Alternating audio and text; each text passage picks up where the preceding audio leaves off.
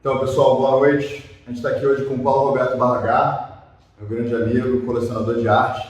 Ele teve durante muitos anos um antiquário chamado Che Barragá, conhecidíssimo entre os grandes colecionadores. Barragá é um renomado decorador e organizador de grandes eventos. A família dele foi exilada junto com Dom Pedro II, Princesa Isabel e o Conde D, e voltou junto com a família Orleans e Bragança para o Brasil. É um homem que sabe da história do Brasil em primeira mão, e hoje a gente tem o privilégio de conversar com o Barragá e saber um pouco dessas histórias, saber um pouco das coisas que movimentaram o Brasil, saber um pouco de arte, de decoração, de bom gosto. Eu já tive o privilégio de ter várias conversas com o Barragá e sempre foram muito edificantes. É um homem assim que eu aprendo só de estar perto dele, o jeito que ele fala, o jeito que ele senta, o jeito que ele trata as pessoas com tanta generosidade, com tanto carinho, com tanta educação. Então, estamos aqui em casa hoje testando esse formato novo. Obrigado, não sei nem o que dizer diante de tudo que você está dizendo.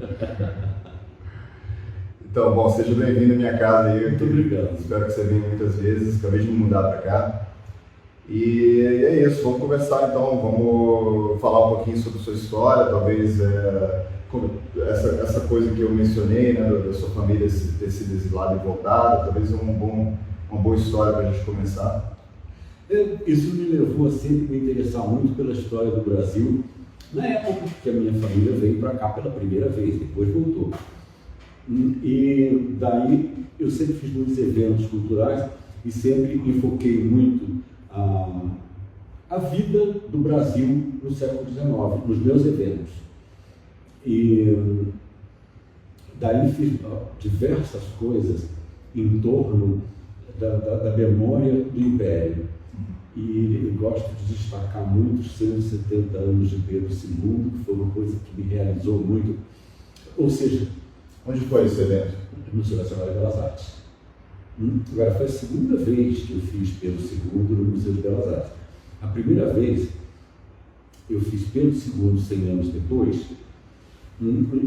por causa da Floresta da Tijuca, que ele foi muito pioneiro nisso, e isso eu fiz para a Rio 92, que era um braço da Eco 92 do Rio de Janeiro.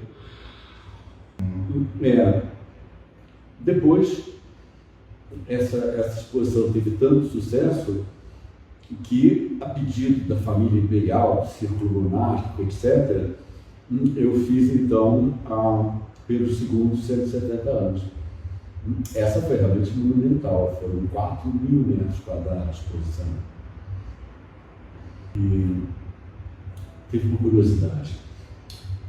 As peças que se encontraram nessa exposição, os objetos, tudo que se encontrou nessa exposição, provavelmente não vão se encontrar nunca mais. Porque elas vieram de colecionadores, muitos já falecidos, de coleções que se dispersaram. Então, aquelas peças que pertenceram ao mundo do Brasil, do século XIX, elas tiveram aquele encontro e se dispersaram. Então, provavelmente, essas peças não vão se encontrar nunca mais.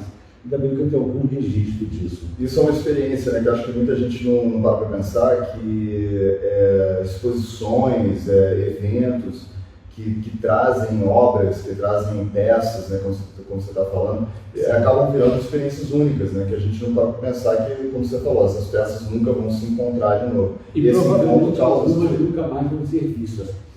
Ou seja, referente à escravidão, por exemplo. Isso é uma peça tipo documento, papel. Tá? Eu tive uma coisa muito interessante nessa exposição. Você imagina que era a chegada, a autorização da entrada de um escravo no Rio de Janeiro. Depois, o batismo desse escravo, documento também.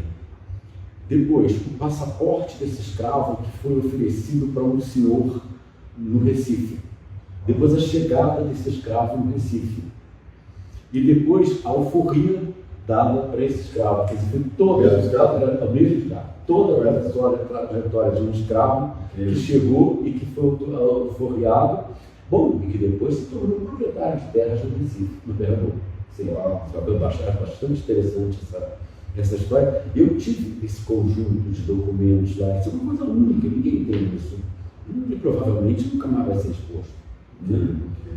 Ou seja, que as pessoas que foram, que visitaram naquele momento lá, tiveram esse privilégio, né? Viram uma vez, pois é, quem viu, quem não viu, pode ouvir contar, né? E eu acho que no mundo moderno, no nosso mundo atual, essa questão das experiências está se tornando cada vez mais valiosa, né? Porque a gente vê que as coisas estão todas no YouTube, você consegue ver no Google Earth, você consegue ver Jerusalém, se você quiser, você consegue ver um monte de coisa. Mas experiências, né? A coisa que você está presente de fato em um momento, essa coisa você não consegue, pelo menos ainda, você não consegue passar essa coisa com toda a emoção através de uma mídia da internet. Então, as experiências estão se tornando mais importantes. Né? Além de tudo, eu proporcionei as pessoas verem isso tudo, tá? Mas foi muito assim, especial também tocar. Eu peguei essas peças. Isso é importante. Entendeu? O toque, você tocar essas coisas históricas, é uma coisa que não tem como descrever. Você sentiu o que você sentiu naquele momento, né? No ocultismo, né, que eu gosto de estudar um pouquinho, tem um termo chamado mana, ou maná, que significa quando algum objeto, ou alguém, ou qualquer coisa tem um certo poder, né, um certo significado, quando ele carrega uma certa energia de poder, né? Então, ou seja, se tem mais maná, você tem mais poder. Então, sei lá, uma celebridade, quando entra dentro de uma sala, ela emana, daí vem inclusive emanar, vem de maná, né, originalmente, ela emana uma influência, um poder, uma sedução, uma série de coisas. E objetos cada vez mais antigos e mais especiais para as pessoas têm mais mana, diz, né, nos estudos de ocultismo. Bom, eu vou dizer uma coisa para você. Eu senti isso, tá? Senti esse ímpeto. Os pais estão falando de um momento passado, a exposição dos segundos 170 anos.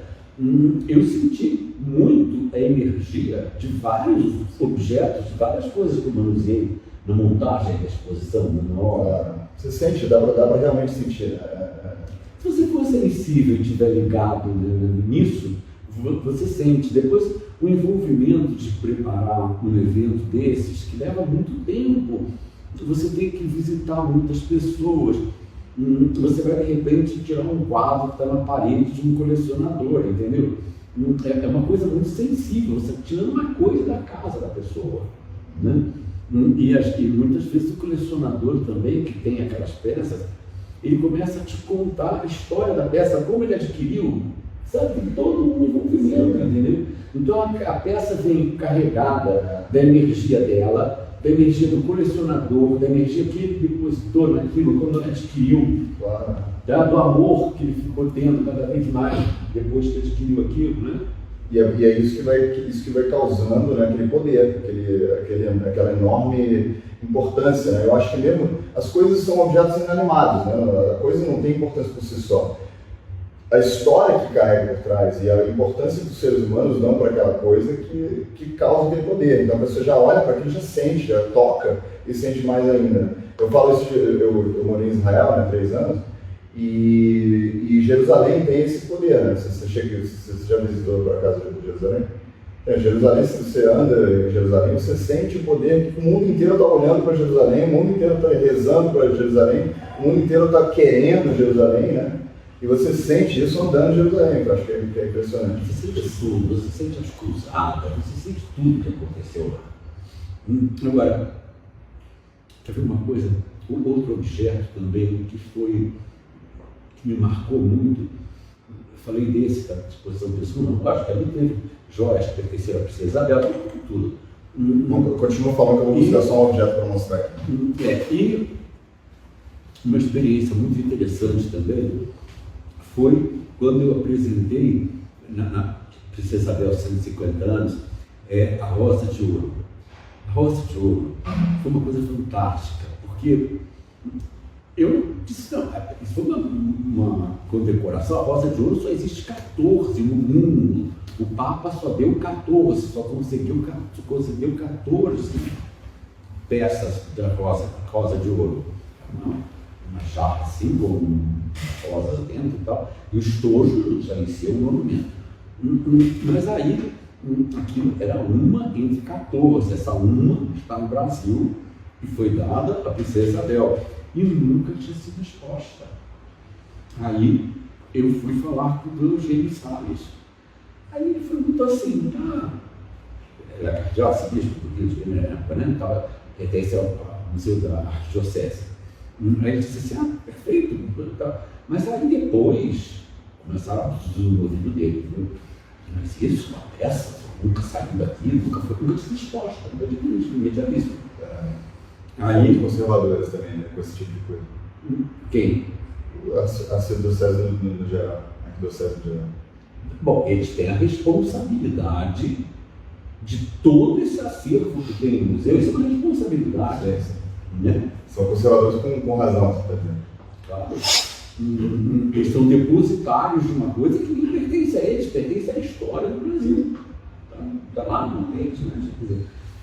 Então, aí a história foi a seguinte: tínhamos que ter a Roça de Ouro exposta durante o horário de exposição e um segurança, dentro de todo o museu, tinha que ter um segurança especial, além dos que tinha no museu, para ficar em pé do lado da rosa. E depois, na hora que o museu ia fechar, a rosa tinha que ser levada pelo segurança e por mim, para ficar presente, para o cofre do museu, ser depositado no cofre do museu, e depois, no dia seguinte, de manhã, na hora que o museu fosse abrir, o segurança tinha que ir comigo ao cofre do museu, tirar a rosa de ouro. E tinha valor material também, assim, era feito de ouro maciço, alguma coisa assim? Olha, eu não sei se ela é de ouro, eu imagino que ela seja de prata dourada, mas talvez ela seja de ouro. Agora, ela é uma peça de cor de ouro desse tamanho. É um trabalho de aniversaria ímpar, porque isso é uma jarra. Eu gostaria de ver uma foto, que a gente não pode mostrar. Não pode mostrar, eu tenho. E nessa tem uma foto que está interessante, porque o estojo dela é vertical. Ele abre ao meio como se fosse uma concha e para aqui. E ela fica... E por acaso eu tenho uma foto que estou eu de um lado da Rosa de Ouro, Dona Maria da Baviera do outro lado da Rosa de Ouro, e nós dois fechados pela concha, que é a caixa, o estojo. É formidável. Assim. Não tem para você. Sim, acho que eu já vi, sim. Só não lembro porque estão nas fotos aí, eu não lembro exatamente qual que era da Rosa de Ouro. Para identificar. Porque os 150 anos da princesa Isabel foi uma coisa que deu muito trabalho, mas muito gratificante, porque não foi só uma exposição.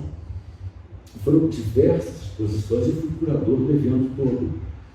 E, olha, participaram Biblioteca Nacional, Arquivo Nacional, Museu Nacional de Belas Artes, Museu de História, tudo, Arquidiocese, tudo participou. Até a prefeitura participou, porque nós conseguimos a reurbanização da Rua 13 de Maio, que estava um lixo, suja, de todas as maneiras. E conseguimos a reurbanização e a reinstalação da estela com a efígie da Princesa Isabel, que estava no departamento desses parques e jardins, e que eles não sabiam onde estava. Que é uma estela? A estela é diferente de um busto, é uma pedra, é uma peça de pedra, uma lápide grande, que tem no meio um medalhão. Tá? Um medalhão em bronze, como se fosse uma moeda, uma medalha grandona, com a efígie da Princesa Isabel no meio, alguns dizeres, tem uma placa embaixo, e isso tudo é montado numa peça de pedra. Não conheci esse termo. Será que é chamado de estela porque tem um medalhão no meio, é como se fosse uma estrela? Não, pode ser que a origem pode ser que a origem da palavra seja essa, semanticamente. Eu estou especulando, que eu acho interessante. Tem esses termos, eu estou decorando agora, na verdade você está me ajudando a decorar aqui o meu apartamento, mas eu tenho visto muito leilão e coisas do tipo, e estou aprendendo um monte de termo que eu não sabia. Tem um milhão de termos. Ninguém sabe nada hoje em dia, mas ninguém sabe nada. Os termos são completamente mal empregados. Essas pessoas não são pessoas estudadas, o antiquariato no Rio de Janeiro é gente que aprendeu fazendo. Sabe nada. Não beberam chá na infância. Entendeu? Eu até achei um busto, que eu tô atrás de busto, não consigo achar busto em lugar nenhum. Mas eu achei um busto que tava vendendo de quadro. Aí tava falando busto de Dom Pedro I. Aí eu vi, pô, parece Dom Pedro I. Dom Pedro I quase sempre, se não sempre, tá lá com cavanhaquezinho, né? Com um bigode de cavanhaquezinho. E essa não tinha. Aí eu mandei pro Cunha Bueno, né, pro amigo da minha família. Sim, você conhece essa ideia. E mandei, olha, você que conhece bem, esse aqui é o Dom Pedro I? Ele falou, não, parece um inglês. Ele falou, então estavam vendendo como se fosse Dom Pedro I. E não, nem era. Bom, mas teve, claro, essas coisas. Bom, claro, aí vendem gato, lebre por gato. Também você pode comprar baratíssimo uma coisa que ninguém sabe o que é. Isso acontece demais. Você compra por nada uma coisa que ninguém sabe o que é. E de repente querem engrandecer uma peça assim. Isso é uma coisa muito engraçada. Com o embaixador Fonseca Hermes, na França. Ele entrou no antiquário e tinha um grande retrato de Dom Pedro I, com aquelas botas até no joelho, os medalhas, completo, todo completo. Mas não com traje de imperador, não com coroa, não traje majestático, mas as medalhas. As militares, vamos dizer. Era o fartão dele, o uniforme dele. Era um uniforme que se usava na corte, que era chamado uniforme de moço fidalgo, uma variação do uniforme de moço fidalgo, com aquela bota até o joelho e tudo mais. Aí ele perguntou para o antiquário, e o antiquário disse assim, isso é um militar da América Latina. E era Pedro I. E ele ficou louco para comprar, mas ele disse que não teve. Sabe? Isso acontece. Aí perguntou a ignorância das pessoas, às vezes as pessoas que sabem. Claro, é que eu estava falando da lebre por gato. Entendeu? É por isso que eu tenho que ir com você para um antiquário. Para a gente poder comprar as coisas. O que aconteceu? Ele perguntou o preço de uma opção de coisas, se interessou por uma opção de coisas, ignorou um pouco aquilo, e depois perguntou quanto é que é o preço desse latino-americano aí. Aí o antiquário deu um valor irrisório e ele veio com um retrato fantástico de Pedro I. Retratou para o Brasil. Isso aqui. Raimundo Castro Marques resgatou muita coisa na Europa para o Brasil, coisas da nossa história que eles lá não sabiam o que era. Foi assim que o Raimundo deu o seu Chácara do Céu, que era a casa dele, Raimundo. E tem muita coisa na família Daniense de Bragança, em termos de peças, em termos de memorabilia no geral do Império? Não, eles têm hoje eles têm muito pouco. Eles fizeram vários venderam coisas. Bom, que diga-se de passagem, eles tinham coisas, não sei dizer isso, por detalhes, não estou falando assim. Estou falando a pouca informação que eu tenho. Eles tinham muita coisa no chateau dele. França. Mas, quando chegaram no Brasil, os primeiros que chegaram, não foi o Fábio Ramos, Dom Luís de Vassouras. Quem chegou primeiro foi o Dom Pedro Gastão de Alcântara, é o príncipe de Alcântara, pai de Dom Pedro Gastão e Dom João. Sim, porque os outros eram considerados os herdeiros e não quiseram abrir para eles. Então, o segundo ramo, tudo bem. Tá? Mas o primeiro ramo podia ainda ter alguma coisa. E aí, meu avô, tio Jorge Sampaio também, que é descendente do Mauá, que é uma pessoa assim, de família histórica aqui no Brasil também, tudo. Ele costumava dizer uma coisa engraçada, ele tinha a idade do século. Ele morreu no fim de 96, com 96 anos, ele tinha a idade do século. E ele costumava dizer que ele era a única pessoa viva que tinha sentado no colo da princesa Isabel. Porque ele tinha a mãe dele, o levou para Paris e foi visitar a princesa Isabel. E a princesa Isabel Perguntou aos seus filhos como é que vão. Eu vim com o meu caçula. Aí você disse, não, traz ele aqui. Eu quero vê-lo, traz ele aqui. Aí ele era pequenininho, chegou lá, se tentou botar no colo, ela estava tomando chá, ela dava biscoitinho na boca dele. Entendeu? Ele disse, eu sou o último brasileiro vivo que ganhou biscoito na boca da princesa Isabel, sentou no colo da princesa Isabel. Isso é outra coisa que assim, o brasileiro comum, a gente até combinou de falar um pouco sobre isso. O brasileiro comum não entende o quão perto o império é dos nossos tempos. Né? Dom Luís, que é o herdeiro de Dom Pedro II, ele é o bisneto de Princesa Isabel. Ele não é o oitava geração depois, a gente não... E eu conheci o pai dele, Dom Luís, e a mãe dele, mãe demais. Bom, o pai dele, que era neto. E Dona Maria foi uma coisa. Ou seja, ele cresceu com ela, né? Cresceu, o pai dele cresceu. Sim, conheceu muito. E Dona Maria foi uma coisa engraçada, porque ela também tinha um certo parentesco, Dona Maria da Baviera. Eu tive a oportunidade de conhecer a mãe de Dona Maria no Brasil. Então seria a bisavó do Dom Luís, não? Avó. Desculpa. Avó de Dom Luís e prima da Cici, da imperatriz da Áustria. Ah, sim. A famosa Cici assassinada em Geneve. E o que ela seria de Princesa Isabel? Seria... Não, eles tinham algum parentesco. Eu não sei, eles tinham algum parentesco, mas ela era casada com o neto da Princesa Isabel. Tá. Com neto ou com filho? Não, era casada com... Não, seria com filho, não? Não, Dona Maria é mãe de Dom Luís. Ah, sim. Mas você está falando da mãe dela. Se a mãe dela era a mãe dela. Ah, verdade, não era casada com ninguém, era só a mãe dela. Mas tinha parentesco. Entendi. Tinha porque todo mundo. Eu não sei dizer esse gancho de parentesco agora. Tinha sim. Pessoal, eu só queria lembrar vocês, se quiserem fazer perguntas, se tem pessoal fazendo perguntas, usa a caixinha de perguntas para a gente poder ver, até porque eu estou aqui num outro celular, porque eu não estou perto desse aí, para poder ver as perguntas, e muitas foram... Não lembro agora o nome agora do presidente da Fundação Palmares. Não é o cara.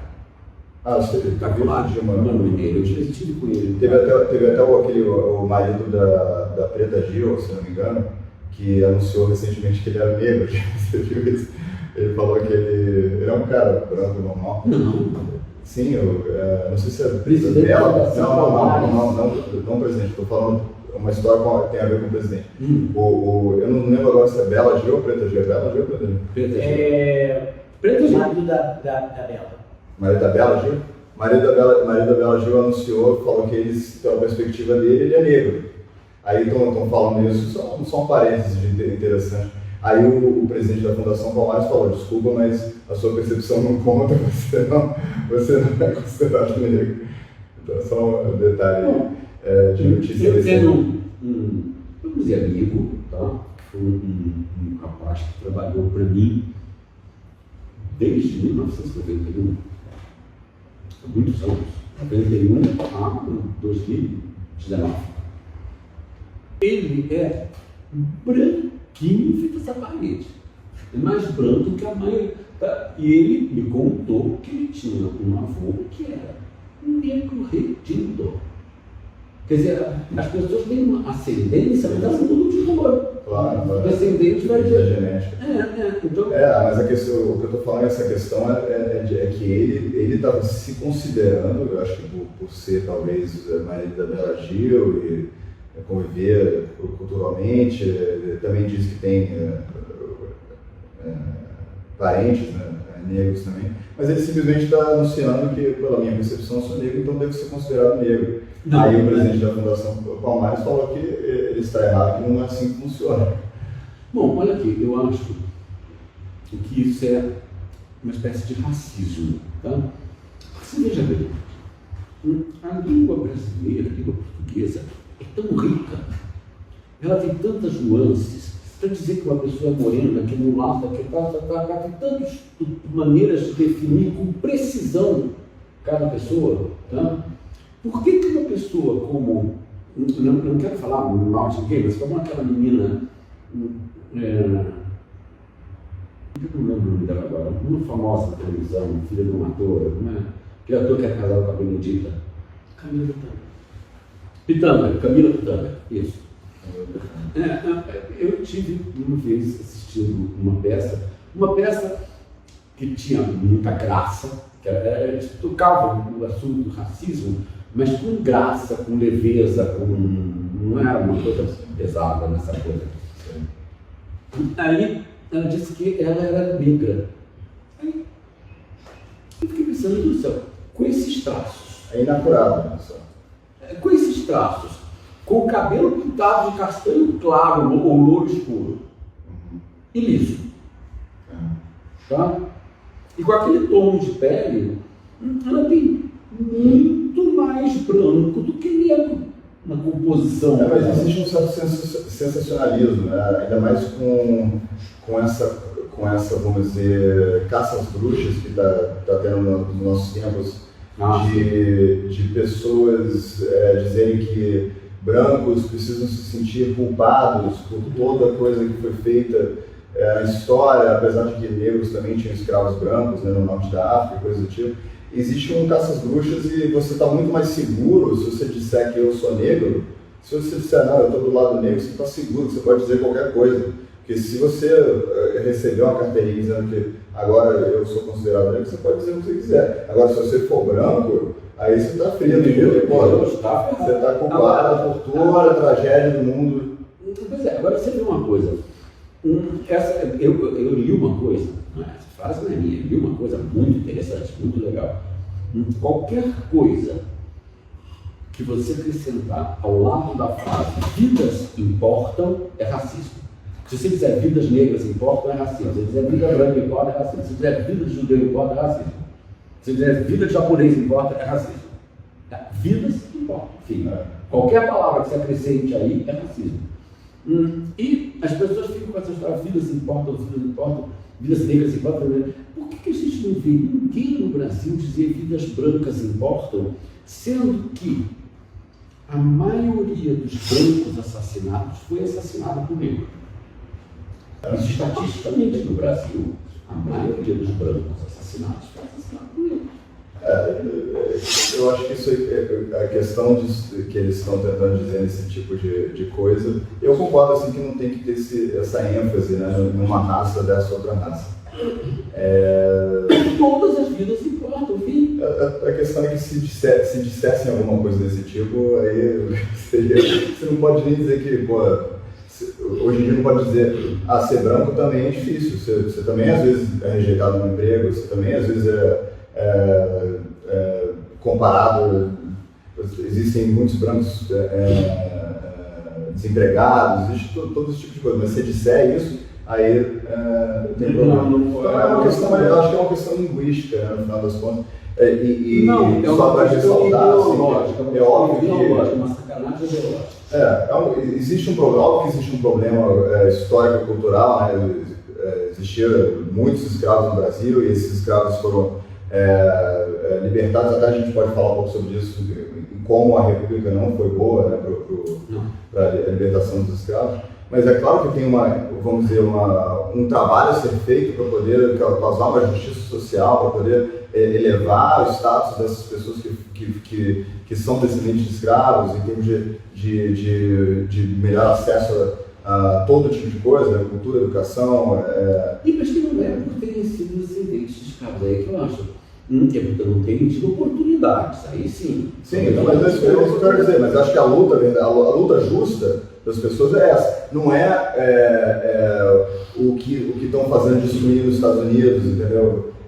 Tanto que a maioria, pelo menos que eu vi em documentários, em análise e tudo mais, a maioria das pessoas dos Estados Unidos que são negros, que são de comunidades, que estão sofrendo ataques e tudo mais, são contra essa coisa do Black Lives Matter, porque tirou as polícias das comunidades, foi contra as polícias, diferentes polícias metropolitanas, municipais, etc., de diferentes cidades dos Estados Unidos, e isso causou mais mortes negras, no final das contas, entendeu?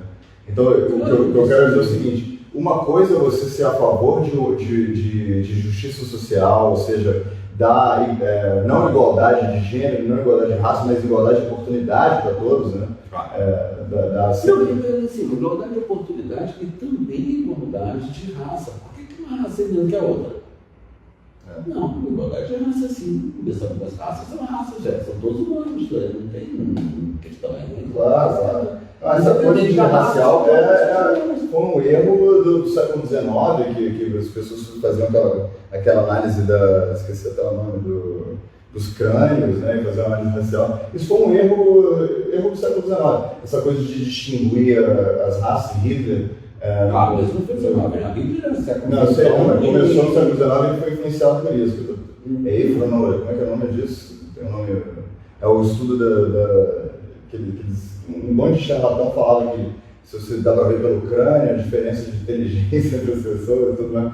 Então foi um erro muito, muito grave. Eu acho que a gente está voltando com isso pelo lado oposto. Agora as pessoas estão fazendo racismo contra brancos, contra pessoas que elas não escolheram nada, são simples descendentes de fatos históricos, né? Porque se você tivesse em outros tempos, né? Se você estivesse na Namíbia, na Etiópia, em tempos que esses países eram conquistadores, você ia ver muitas pessoas desprivilegiadas de várias outras raças, asiáticos, brancos, gregos, romanos, sendo desprivilegiados nesses impérios. Então acho que as pessoas têm que acordar para entender que isso não é uma questão racial, isso é uma questão de igualdade de oportunidades, que a gente sim tem que lutar para conquistar, mas sem distinção racial, né? Sempre enfatizando isso e sempre enfatizando o pacifismo, né, entre as raças e não causando problemas. Uma sensação assim, de que o Brasil, aqui no Brasil, pessoas importam o racismo americano. Com certeza, né? Isso não é uma coisa porque o português foi endógena no Brasil.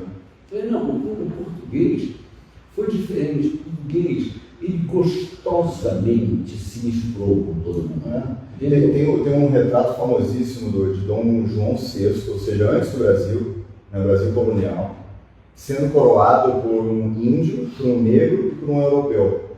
Por quê? Porque ele queria fazer a miscigenação das raças. E ele já escreveu isso em cartas, falando: o Brasil vai ser uma grande potência racial porque vai ser a mistura das grandes raças do mundo.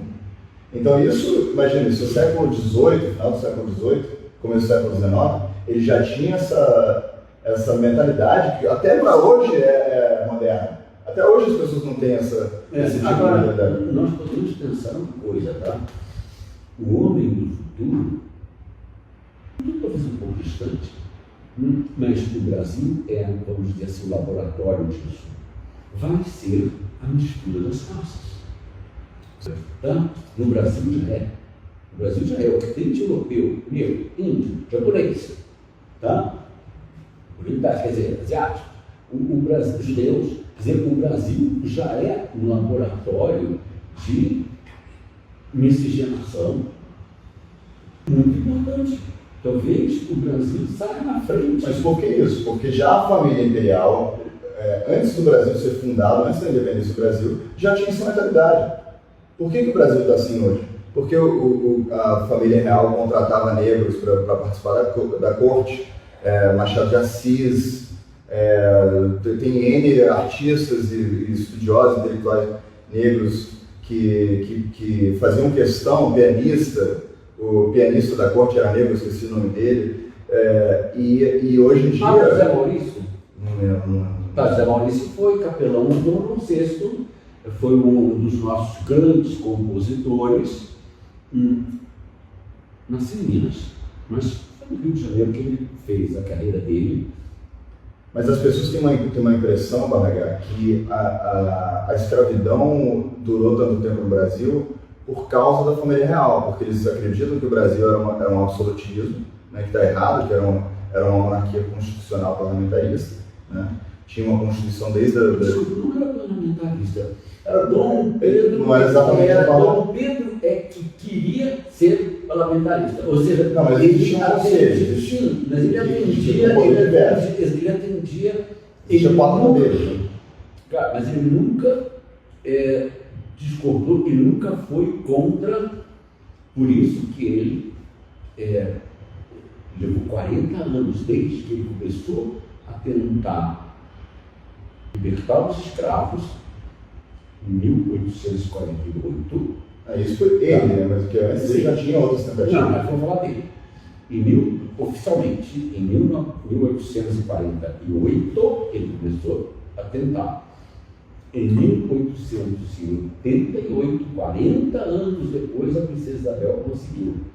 Mas ele estava fazendo lobby democraticamente para poder tentar conseguir. Sim, porque os cafeicultores, o pessoal não eram todos os cafeicultores. Mas é isso que eu estou dizendo que é parlamento, porque não é parlamento no sentido do parlamento de hoje. Sim. Mas é parlamento porque ele era. Enquanto oposição ao absolutismo, entendeu? Não é absolutismo, é contrário ao absolutismo. Dom Pedro II era uma pessoa era um democrata.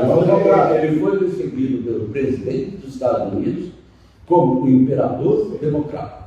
Isso é história. E tem até o Roosevelt fala isso. Como é que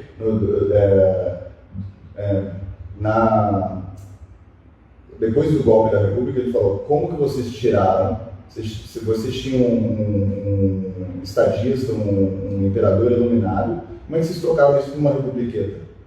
O Theodore Roosevelt fala isso. Sim, claro. Eles tiraram um imperador democrata e puseram uma república autoritária. Um ditador autoritário e totalitário. Exatamente. E escravocrata, que é a razão que houve o golpe militar foi uma das grandes razões, porque a coincidência de ser um ano depois da libertação dos escravos. O Deodoro da Fonseca não se conformava que o chefe do governo ia casar com a mulher que ele gostava. Tá? Isso foi fundamental. Não lembro. Esqueci. Martins. Esqueci. Eu cresci fora do Brasil, essas coisas de história brasileira. Eu sei, mas não lembro os nomes. Vamos ver as perguntas aqui, que só dá para ver nesse celular. Estão fazendo perguntas. Vou botar uma aqui. Está escrito: qual é a opinião de vocês sobre a questão das cotas para ingresso em concursos e faculdades? Posso dizer minha opinião? A lei é igual para todos. Tudo tem que ser igual para todos. Por que uns têm que ter mais direitos do que outros? Por que tem que dar cotas para A que exclui o B? Assim, na minha opinião, eu concordo com você em parte. Na minha opinião, eu acredito que primeiro não deveria nem ter faculdade estatal. Então, esse já parte disso, entendeu? A educação deveria ser a sociedade que propõe, o governo no máximo deveria fomentar e incentivar a educação para que aconteça mais, e criar regras, etc. Mas ter faculdades, as melhores faculdades do Brasil, serem estatais, para mim é um dos grandes motivos da derrota do Brasil histórica, porque isso permite que pessoas do governo infiltrem e coloquem, como fez o Paulo Freire, mudem o sistema educacional e etc. E tal. Então não vamos nem entrar nisso aí. Mas para mim o problema principal é esse. Aí, secundariamente, eu concordo com você que isso também racismo. Porque você está incentivando as pessoas a se sentirem inferiores. Porque isso não é igual oportunidade. Você está dando uma oportunidade diferenciada que causa que as pessoas não tenham que subir para o nível correto para passar na faculdade e elas sobem a um nível inferior. Ou seja, não tem uma igualdade. Ou seja, pior, eu acho. Né? Eu, se fosse ao contrário, eu ia me sentir super ofendido. Se tivesse cotas para brancos, eu ia lutar contra eles. Eu ia para as ruas e falar: eu não preciso de cotas. Eu vou estudar igual a todo mundo e vou fazer. Agora, deixa eu tocar um ponto aqui para essa pessoa que perguntou. O seguinte: antes da questão de cotas, eu questionaria a importância da universidade. Por que todo mundo tem que fazer universidade? Se todo mundo for médico, engenheiro, blá blá blá, blá, blá, blá, tá? Quem vai exercer outras profissões? Ou seja, o mundo precisa do mecânico que conserta um carro. Esse mecânico tem que ser bem remunerado, tem que ter condições de vida boa, tudo mais, tá? Mas o mundo precisa do mecânico que conserta o carro. Se todo mundo for engenheiro, se todo mundo for médico, o carro enguiça na rua e ninguém consegue consertar. E o bombeiro. Mas é um problema no Brasil de cursos técnicos. Deveriam haver mais cursos técnicos e menos ênfase. E que esses técnicos fossem bem remunerados. Claro. Não é porque o técnico é técnico, tá? Na Europa, hoje em dia, um peão de obra ganha super bem, ganha. Depende do país, sim. Claro, na Europa tem vários países, mas na Inglaterra. Mas vamos calcular assim, o ideal, né? O ideal, não vamos citar esse ou esse continente ou país, né? Claro. O ideal é que todo mundo pudesse ser bem remunerado. Agora, nem todo mundo precisava fazer universidade, porque se for todo mundo arquiteto, médico, advogado, não sei o que, quem vai trocar o cano quando estiver lá, dentro de casa? Quem vai consertar o carro quando o carro para no meio da rua? Ele precisa dos técnicos. E esses técnicos têm que ser bem remunerados para ter vida digna. Barga, como a gente só tem agora mais 10 minutos, eu queria que a gente falasse um pouquinho, a gente combinou de falar. Responder as perguntas. Uma a gente já respondeu.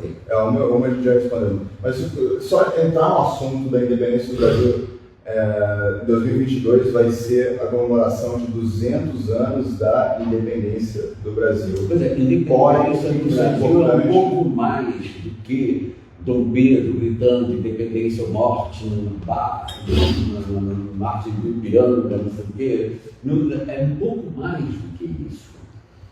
Ali nasceu a nacionalidade brasileira. Foi uma nação nascendo. As pessoas pensam assim, sabe? Independência ou morte, não, foi uma nação, foi o nascimento de uma nação. O que a gente tem que comemorar não é apenas a independência, que é o nascimento de uma nação. Mas foi o que assim, acho que é a objeção da maioria dos brasileiros é que Dom Pedro I era filho de Dom João VI, então foi só um trâmite familiar. Isso aí foi, como que foi o nascimento de uma nação? O nascimento de uma nação foi porque as pessoas gostam de melar a história, gostam de fazer, sabe, diminuir a nossa história e tirar o nosso amor próprio. Nós temos o direito de nos orgulharmos. Preguei o verbo mal. De nos orgulhar da nossa história. Isso é um direito. Todos os países se orgulham de ser o que são. Por que nós temos que nos envergonhar sempre de tudo? Por que a Carla Camurati, que me perdoa, já foi uma droga, aquele filme Carlota Joaquina foi tudo de ruim. Por quê? Um filme em que a única pessoa que não era idiota era um escocês que contava a história da princesa do Brasil, Carlota Joaquina, para a filha dele. Aí ele contava a história de um bando de idiotas, que eram os brasileiros. Isso não tinha na cabeça. É uma loucura, né? E assim, a minha teoria, depois você me fala o que você pensa disso, mas a minha teoria do porquê isso acontece, por que o brasileiro é tão anti-brasileiro, né? O brasileiro tem muito... É quase a mesma coisa de um branco hoje em dia dizer eu tenho orgulho de ser branco. O brasileiro se sente envergonhado de dizer eu tenho orgulho de ser brasileiro. A não ser que você estiver falando sobre música e futebol, né? Mas em termos históricos, em termos de como outros países... Como o brasileiro se sente... A identidade nacional. O brasileiro se sente descobrido. Você é meu anfitrião, eu estou aqui. Que isso? Você é meu convidado. Mas olha aqui. Todo mundo já me conhece. Onde está a humilhação, tá? De você levar 7-1 na Copa do Mundo perante a Alemanha Se você leva 1000 e tantos a 0 em prêmio Nobel da Alemanha. É verdade.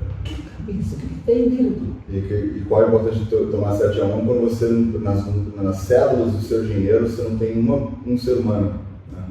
Nada para... Isso foi a grande lavagem. Tudo bem que a Alemanha também não tem muitos bons seres humanos. Não, mas não tem que se comparar com a Alemanha. Não estou me comparando com a Alemanha, não estou me comparando com a Alemanha. Não vamos nos comparar com país nenhum. Eu estou só dizendo que 0 a 1000 e tantos prêmios Nobel não humilhou os brasileiros. Humilhou 7-1 no partido de futebol.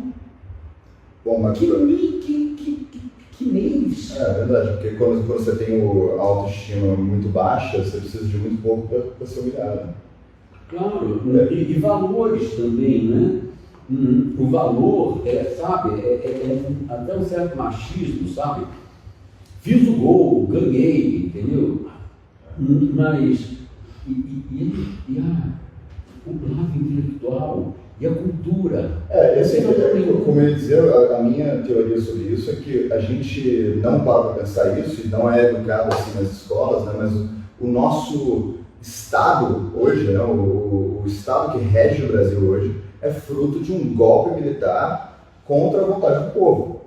E todos os presidentes da República, desde Marechal Deodoro, né, foram continuações desse golpe militar. Então o povo, a sociedade brasileira está anestesiada até hoje, sem reivindicar esse... Bem melhor o que é esse golpe militar. Nós estamos falando do golpe militar. Ou a monarquia. 89, né? 15 de novembro de 1889. Domingo vai ser aniversário dessa droga. O Marechal Deodoro foi um absurdo, porque imagina. Gente, domingo a gente vai fazer uma queima de bandeira, porque aqui domingo duvido quem acerta que bandeira que vai ser essa queimada. Estamos queimando bandeira, mas tem retratos de Deodoro da Fonseca. Sabe que eu acabei de comprar no leilão a espada, tem uma espada com a inscrição, com o brasão da República, inscrição dia 15 de novembro de 1889. E eu vou botar na minha parede para lembrar que essa proclamação foi feita através da espada. Vou embaixo da privada. Não, mas vai ser mesmo. Bom, agora você que é o decorador. Nós temos uma espada muito bonita, que é difícil se encontrar para vender, mas aquela espada, quando você desembainha, ela está escrita na lâmina viva o imperador. E que o ato de Deodoro da Fonseca, ele chegou na porta, que ele tomou e fez, e deu o golpe dele, mas para entrar, ele desembainhou a espada e disse: viva o imperador. Aí abriu as portas. Isso não ensina na escola. Isso foi alta traição, como o cara grita. Não, mas o Marechal Deodoro era monarquista, ele era monarquista realista, porque ele queria tirar o Visconde de Pirajá era o Visconde de Pirajá, não, que era o primeiro-ministro. De Ouro Preto, desculpa, o Visconde de Ouro Preto, que era o primeiro-ministro do governo, que ele queria derrubar. Ele foi enganado, né, pelos cafeicultores e lobistas cafeicultores, que fizeram entender que ele estava derrubando um governo e não o Estado, né? E no final ele foi levado a derrubar o Estado da pressão. Né? E também porque ele sabe isso. Mas ele se arrependeu, você sabe que depois ele se arrependeu e contou isso. Bom, e depois tem a história, né? Que isso é um futrico, uma coisa pequena, mas é a história, é verdade. A moça de quem ele gostava, esse casado, foi o chefe do governo. Ele não aguentou isso. Ele teve que derrubar o regime porque ele estava com dor de corno. Mas deu não certo. Mas agora para acabar... Dor de corno e hemorroida, o cara não aguentou. Ele mal levantaram da cama, né? Mas agora, para a gente acabar, que a gente tem 5 minutos só, vamos falar um pouco. A gente faz parte de um comitê de organização da comemoração de independência do Brasil de 200 anos, vai ser em 2022. Eu queria convidar os amigos aí que estão vendo, para se apresentarem, quem quiser contribuir. A gente está aceitando contribuições. E financeiro é o mínimo que a gente precisa muito mais de pessoas boas, pessoas... Sim, financeira, e também quem queira contribuir com os talentos. Não, com seus talentos, exatamente, com seus talentos, falou bem, com seus talentos. Ou seja, ideias, sugestões, coisas que possam engrandecer um evento que nós já temos, a boneca. Antigamente se chamava assim a boneca, né? Nós já temos um modelo do evento.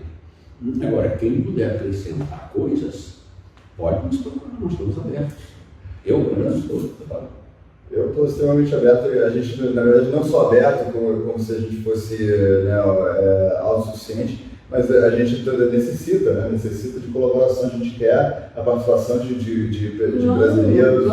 Não, estou dizendo que a gente está aberto, porque tem muita gente que sequer quer. Não, claro, eu estou mencionando. Estou dizendo que, além de estar aberto, a gente está pedindo ajuda dos colaboradores, porque por uma coisa dessa grandeza, né, 200 anos da independência do Brasil, que foi 200 anos do nascimento da nossa nação. Que a maioria eu pergunto, que eu estou mais para lá do que para cá, estou mais para velho do que para jovem, mas eu conheço gente jovem e às vezes eu converso com as pessoas mais jovens e quando eu falo de Dom Pedro I, Dom Pedro II, todo mundo pensa que isso era Portugal. Ninguém entende que isso era... Não é que ninguém entende. Não existe uma assimilação clara de que o Brasil começou em 1822 e não em 1889. Sim, eu vejo redes sociais. Graças a Deus que começou em 1822. Se tivesse começado em 1889, ia ser um Brasil de extremo fracasso. Né? Sim. Faço questão de acrescentar uma coisa. O Brasil foi o primeiro mundo. Nós fomos o segundo lugar em muitas coisas antes do mundo, mas que o primeiro lugar não era sempre o mesmo. O Brasil era o segundo lugar, mas o primeiro lugar não era sempre o mesmo. Nós tivemos a segunda maior marinha de guerra do mundo, a primeira é a Inglaterra. Nós tivemos o segundo selo postal do mundo, o segundo correio regular no mundo. Que é importante, as pessoas não sabem a importância hoje em dia. Porque antigamente... É a mesma coisa da internet da época. Claro. A gente tinha 5G, quando outras pessoas tinham 2G. Exato. Bom, e tinha o cabo do telégrafo submarino, que Mauá foi. O cabo do telégrafo submarino, que você podia passar um telegrama da Europa para o Brasil, foi o segundo país da América, do país do mundo, que antes não tinha, sabe, da França para a Itália, não era submarino. Quer dizer, cabo submarino teve para os Estados Unidos. Entendeu? E eram as lives da época, né? Quando fazia um live no Instagram era através do... E tivemos a segunda estrada de ferro da América Latina. Segunda América Latina, não é a primeira? Olha, dizem que foi a primeira, mas hoje em dia alegam que Macau na Argentina foi antes. Eu nunca pesquisei isso a fundo. Provavelmente nas argentinas, alega. Não, olha, eu nunca pesquisei a fundo. Isso é uma parte que eu nunca pesquisei a fundo, que não me interessou muito. Olha, então... Mas antes da estrada de ferro, Mauá, aquela... A pessoa pegava as barcas... Mas foi uma das maiores estradas de ferro do mundo. Foi uma das maiores, eu não sei se... Top 10, eu tenho quase certeza que foi top 10. Mas nós tínhamos também uma outra estrada de ferro curiosa, que era a que levava ao Morro do Corcovado antes de ter o presidente lá em cima, tinha o Mirante. Macaé Campos. Não, mas a primeira aqui no Brasil foi. A primeira foi o Porto de Mauá. Bom, é um detalhe, mas para a gente terminar hoje, Wagner, primeiro eu quero te agradecer imensamente aí por ter feito esse experimento. Foi a primeira vez que a gente está fazendo isso, então está registrado aí para o mundo. Essa foi a primeira vez que a gente fez uma. E eu pretendo no futuro fazer minhas lives, minhas entrevistas e tudo mais. Sempre assim, né? Só que de uma maneira mais profissional, né? Que eu estou ainda. Nós tivemos que improvisar, porque você está se mudando agora, essa semana, tudo mais, né? Mas a conversa não diminuiu a qualidade por causa disso. Agora, você é muito interessante. Eu queria terminar esse broadcast, como é que chama esse programa, agradecendo primeiro o Barragá pela presença dele e falando da importância do evento da independência do Brasil 2022, reenfatizando que quem quiser contribuir, procure qualquer um de nós. O Instagram dele é Shebarragá. Não. Sim. Pedro, se você puder escrever Shebarragá no chat para poder ficar para as pessoas verem. Shebarragá é CHEZBARRAGAT, Shebarragá. Pode procurar o Barragá. Muita gente não sabe o que é Shebarragá, é casa do Barragá. E sabe que ele tinha um antiquário chamado Shebarragá. Era a minha casa, mas por cima da minha casa, por isso chamava Shebarragá. E na verdade, eu não tinha um antiquário, era eu tinha uma loja, uma galeria, um ateliê, o antiquário era eu. E hoje ele se ofereceu de graça, porque eu não teria dinheiro no momento para pagar uma pessoa da estatura dele. Ele se ofereceu de graça a decorar a minha casa. Foi uma oferta muito generosa, que me honrou muito. Eu trabalho com decoração erudita, porque eu acho que a decoração erudita, ou seja, que tem um critério, tá? Ela é mais técnica do que um gosto. Entendeu? Você falou isso. O gosto pouco e muda. Cada lugar do mundo, bom gosto. Imagina uma reunião de árabes com aqueles sofás ao longo de todas as paredes da sala, de todos sentados lá. Aqui seria velho, mas lá é assim. É assim que funciona. A gente tem que fazer uma live só sobre isso, sobre um casamento na Índia, onde o noivo e a noiva se sentam num trono mais alto e as pessoas todas abaixo. Olha, muito, né? Bom, Barragá, grande prazer de ter aqui. Você não mostrou. Eu vou mostrar agora para terminar, só para concluir a live com a mensagem que a gente começou. Né? Que isso aqui é uma pedra que eu achei, eu estou segurando uma pedra aqui para quem estiver escutando depois do podcast, estou segurando uma pedra que eu encontrei no Mar da Galileia, né? E além de Jesus, Mar da Galileia é o lago de diversos. Vamos dizer para todo mundo saber, não? O Mar da Galileia é o lago de Jerusalém, né? Lá onde é perto de Nazaré, né? de Tiberíades e da Síria, de vários lugares ao mesmo tempo. E é um lugar onde, até muito antes de Jesus, existia um encontro de filósofos gregos, né? Filósofos cínicos, filósofos estoicos, filósofos de todas as escolas antigas gregas. Então é um lugar de extrema maná, que a gente falou antes, que emana o poder, né? Então eu fui lá visitar o Mar da Galileia e me perguntei, quem será que é dono dessa pedra? Aí eu falei, o Estado certamente não era, o Estado de Israel é um Estado relativamente novo, ele não estava lá nessa época.